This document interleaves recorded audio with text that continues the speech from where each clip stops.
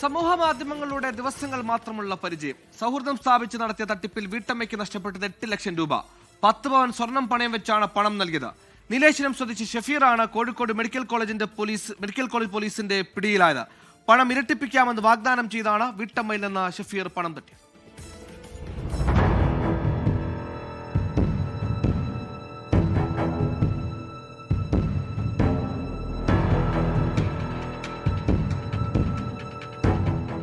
ഷാനു എന്നാർ എന്ന ഫേസ്ബുക്ക് ഐഡിയിലൂടെയാണ് കാസർഗോഡ് സ്വദേശി ഷഹീർ കോഴിക്കോട് സ്വദേശി വീട്ടമ്മയുമായി സൗഹൃദത്തിലാകുന്നത്.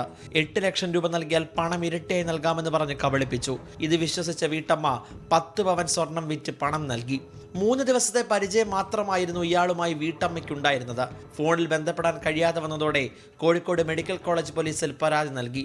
ID കേന്ദ്രീകരിച്ച് നടത്തിയ അന്വേഷണത്തിലാണ് ഇയാളെ പിടികൂടുന്നത്. ഫേസ്ബുക്കിൻ്റെ IP ജോയിൻ ചെയ്ത് പിന്നെ ഉള്ള സമൂഹ മാധ്യമങ്ങളിൽ ഇങ്ങനെ ഒരാളെ പറ്റി കാഞ്ഞങ്ങാടുകാരനെ സംശയമുള്ളതുകൊണ്ട് നമ്മൾ അവരെ കാഞ്ഞങ്ങാട് ഭാഗത്തുള്ള സോഷ്യൽ മീഡിയയിൽ ഇട്ടപ്പോൾ അവിടെ അറിയുന്ന ഒരാളുണ്ട്, അവർ പരിചയമുള്ള ഒരാളുണ്ടെന്ന് പറഞ്ഞ് അങ്ങനെ ഡീറ്റെയിൽസ് ഇട്ട് ഞങ്ങൾ അങ്ങോട്ട് പോയി അന്വേഷിച്ചാണ്.